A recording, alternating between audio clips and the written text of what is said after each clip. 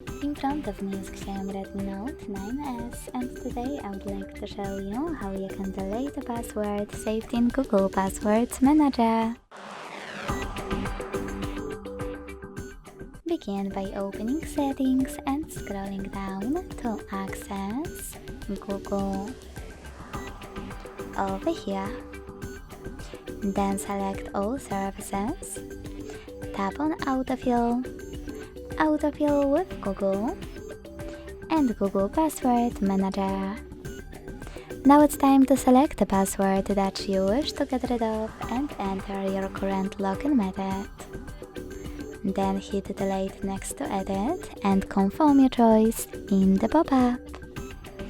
Thanks so much for watching. If you enjoyed this video, leave a like, comment and subscribe.